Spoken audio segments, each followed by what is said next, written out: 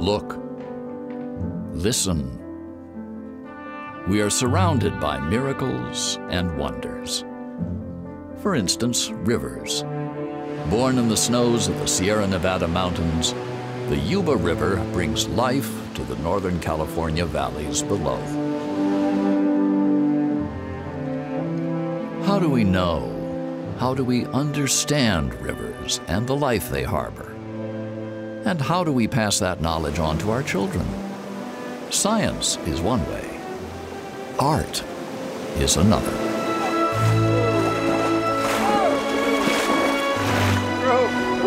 That is cool.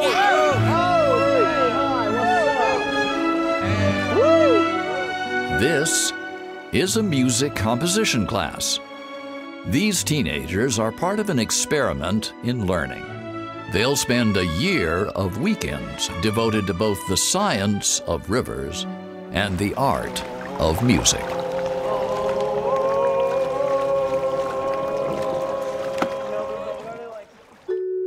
This class at Music in the Mountains is called Young Composers, and it's usually devoted to music theory and composition. But this year's challenge is different, to explore the connection between music and river science. Can they compose music that reflects what they'll learn about the Yuba River? And why? What's the idea? There are definitely parallels between math and music, but between science and music, it's not really been explored very well, to my knowledge. Let's talk about salmon through music. Let's talk about the rivers through music and see what we can do. And that's how it began. We had a meeting and it's evolved to what it is today. I think it's still evolving.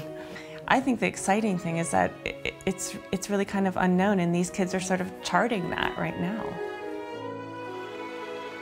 The test will come at the end of the year. Their challenge, to turn river science into music. River music. Rivers are crucial to the history and social fabric of Nevada County, California. Located in Nevada City, two institutions are collaborating to explore the connection between music and science. Music in the Mountains and the Sierra Streams Institute. It's late autumn, and these young composers are about to experience a unique and wondrous event, the spawning of Chinook salmon on the Yuba River. But will interpreting this experience through music deepen their knowledge and appreciation?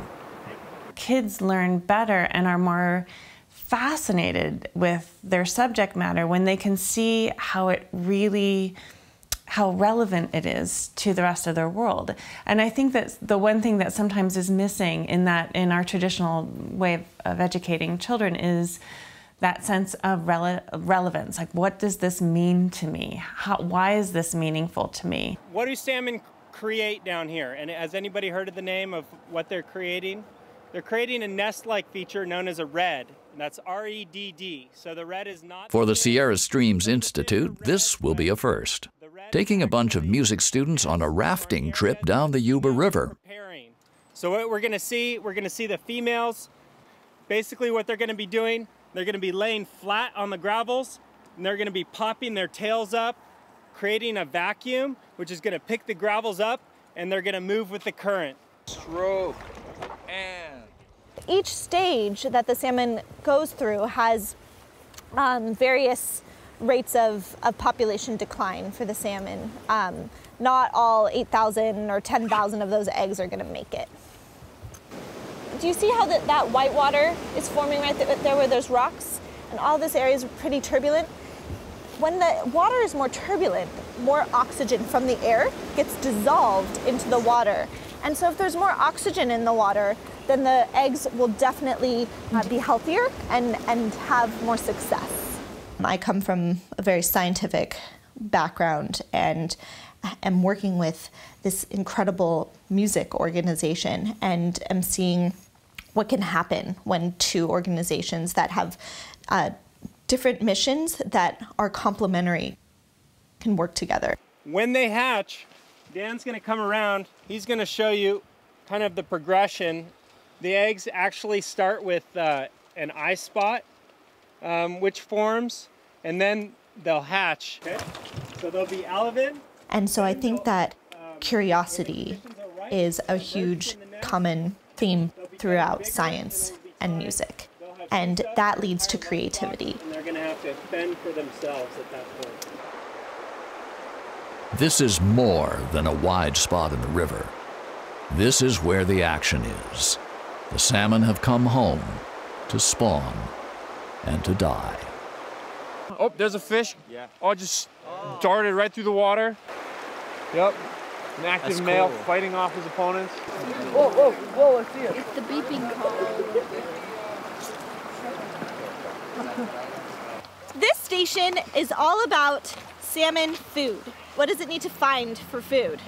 Yeah, macroinvertebrates, awesome. And they are food for fry and for young salmon before they journey out to the ocean. Oh my God. Science can be challenging, but it can also be fun.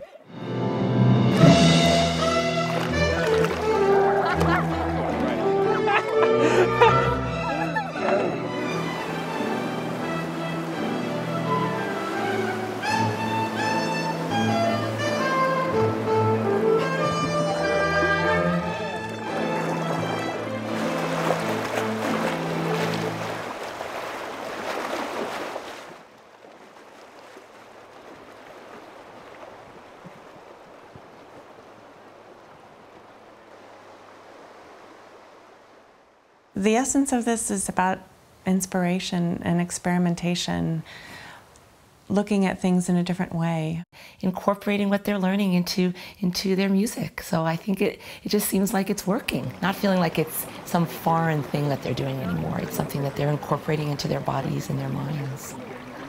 As we go through today, we're going to be sampling for benthic macroinvertebrates in the stream. A cold January morning on a local creek can test any teenager's respect for nature and bugs.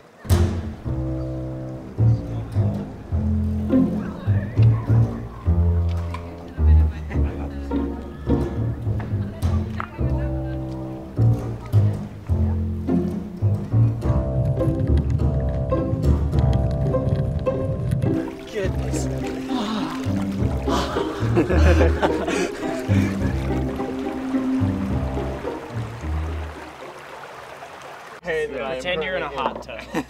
Oh, don't even bring that up. Look at that guy. That's one. Is that Whoa! one? What is that? That's an amazing Green mayfly. That's beautiful. I just found that. Oh, one. whoa. Well, we know this one's a stonefly right here, and we found lots of stoneflies today. Stoneflies are really sensitive to pollution. And so, a connection is made.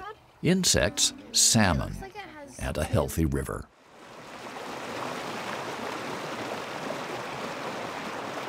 Right now, we're on this really flat area. And can anyone guess what this flat area might look like when there's a huge storm and lots of water coming down the river?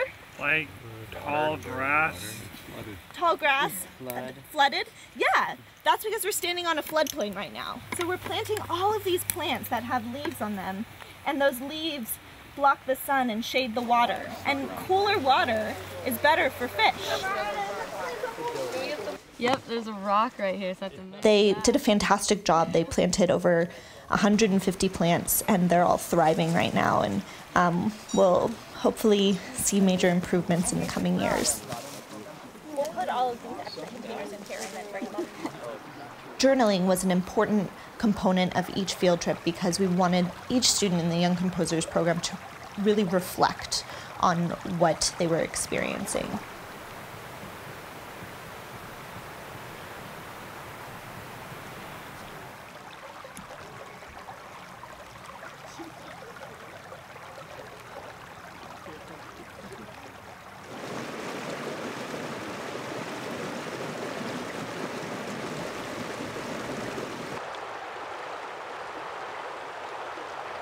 It's now late spring.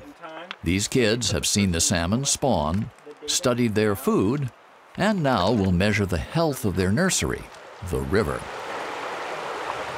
Maybe like all the way under? It's all about science, but also it's all about music. Okay, so water temperature was 12.6. The goal of this program would be to have the young composers have a greater appreciation for the Yuba watershed and understand how interconnected everything is, and walk away with something that is meaningful to them, that can inspire them in their music. 1, 2. Happy birthday to you. Music in the Mountains is where the music happens. Music appreciation, music history, listening, conducting, theory, harmony, sight singing, dictation, and composition. All right, close. Mark Vance and fellow composer Jerry Grant teach and inspire. Yeah, we're stomping now. And so instead of just focusing in on music as one particular subject, composition as one particular subject, now they're thinking outside that box a little bit. And they're realizing that everything's connected, which is big thinking for teenagers, I think.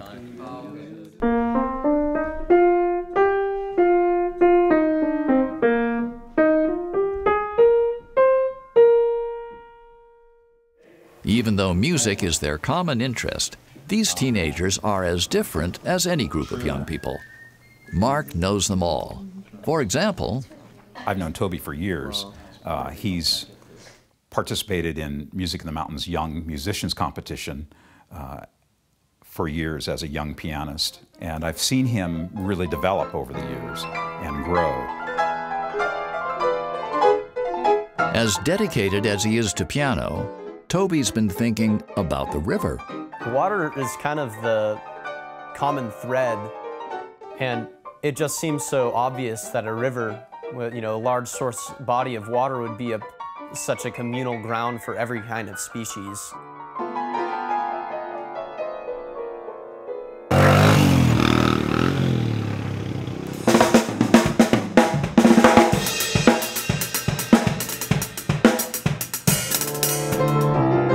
Kian is special in so many regards. He maybe has more music coursing through his veins than any of the other students. I think he completely lives for music. Kian is all about music, but there's much more to his world. Just how important our world is and how important nature is, and just we need to respect it and take care of it while we have this beautiful planet. I grew up always going to the river, and it's just been a very special place to me. I'm so grateful that this county has it. I hope you get that measured. What I like about Alyssa is that she is so passionate about art and music, as well as science and math. Science is a big part of my life. I think that it's really great to understand the world that we, live in and come from. I think that astronomy is one way of doing that, physics and understanding kind of those fundamentals of, what's really happening in our world. I want to see if Saturn is out tonight. And 51. Alyssa is curious about the world around her, and that world includes art. Both science and art are important to kind of humanity and getting to a higher up understanding of where we come from. One of the special things about Caroline is that she has been playing piano for years and years and years, and she has this lovely, strong piano background. And so you can hear that in her music. This year, our inspiration was basically handed to us, and that's not a bad thing at all. It was a great thing, because what better inspiration could you find than sitting on the river in a raft with the rapids and the salmon are jumping out of the water? It's basically a composer's heaven, paradise. It's very peaceful to be around, to kind of have that raw force or energy. For some reason, I find peaceful. I learned a lot about the life of a salmon and everything. The drive of the salmon to do what they need to do to spawn in the river, I didn't really understand that as the single reason for their existence. I think that is a really broad idea of what life is like. looking at those truths and taking that apart with the music and kind of objectifying it with music. You can talk through music. That's the octave above, okay? That's considered the range of the horn. And then To talk through music, young composers have to learn the language, the voices, the instruments. okay, that's what makes horn playing difficult.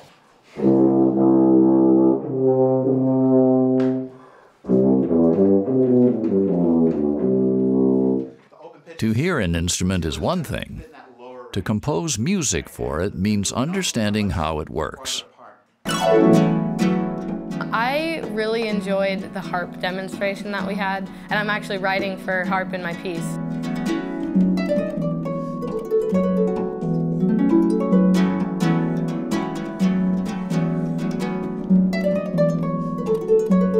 His name is Matoshi. He was so passionate about what he was talking about, and his explanations of, you know, how to play the harp. I mean, I felt like I had a way better understanding of, you know, what the harp can be used for. And when you do this, I think it's made them think deeper about the music and really telling a story. And so they're writing specifically around their experiences. Sort of like the course of the day, like the whole day. Yeah, I mean, is that what we're trying to do? Is this going to be the range of the day? Yeah. Only like writing for the salmon, but also the whole experience. Like it was just like a really fun experience. So at the beginning we have the water. Okay. And then we have, you know, that little bit, also kind of the water moving. That whole genetic cycle, you know, at the end of their life when they're also, you know, having seen the salmon spawning, where it's the same movement, just, you know, much bigger. I have this part, it slows down, and I want to encapsulate big blue water. That's like miraculous that they made it. You know, struggling to keep it original, and yet still something that I want it to, you know, resemble. That's an ongoing issue that every composer, artistic person who's trying to create some new work, whether it's poetry or sculpture or music, deals with.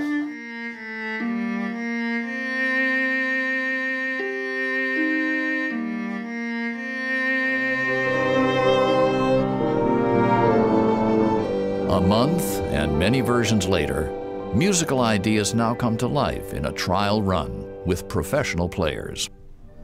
Welcome, Teeny Tiny Orchestra. You're going to meet 10 of the young composers from the Young Composers Program who have composed pieces based on a science curriculum that they've studied with the Sierra Streams Institute. And so these pieces are inspired by that experience. These pieces will be performed with a fuller orchestra at Summerfest. So do we have the right mood that you're looking for? Alyssa, are we getting the right mood? You want just kind of the beginning? They're really exploring all the different colors that an orchestra has. You have all these wonderful subtle shadings. It's like having the big box of crayons where you've got 150 different colors now all of a sudden. Yeah, they're not long.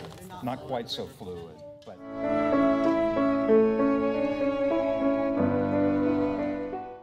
Octaves. It's really beneficial for the professionals to work with the young composers because they see the work being created and evolving, and they're part of that. And they're a lot more excited about performing it. I think it just continues, yeah. It's our goal all the beginning.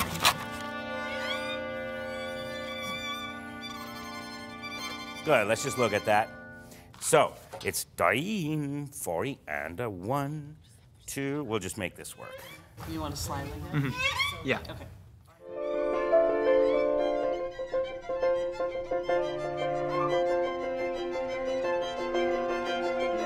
Young creative minds need room to grow. They need encouragement, support, and people who care. There is a whole world just waiting to bloom. About like that? Yeah. Bravo.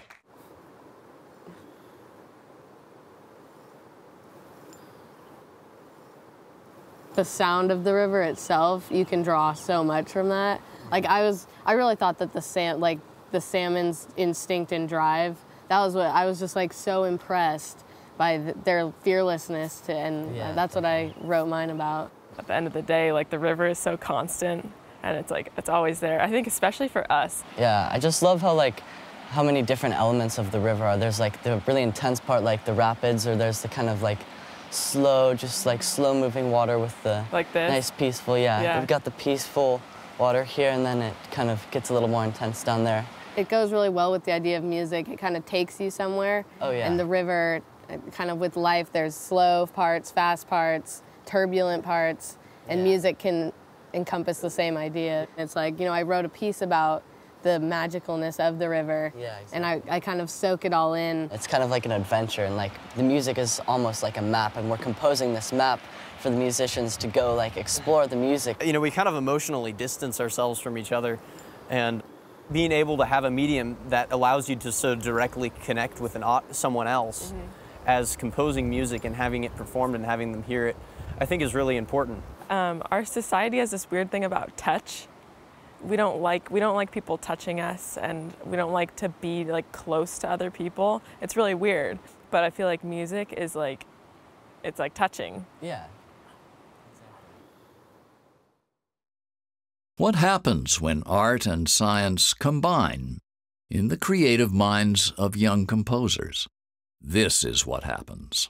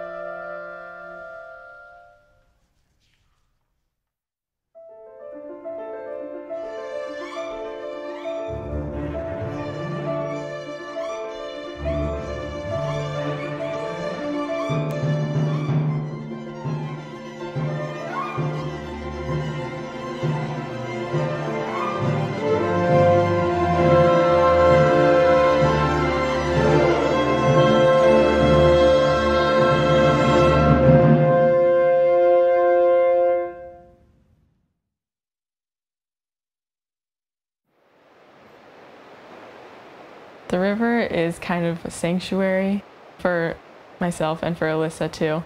We like to go there just to sort of clear our heads. Now, every time I go to the river, I look at it in a totally different way because this is where it all happens. It's the setting for this amazing process that the salmon go through.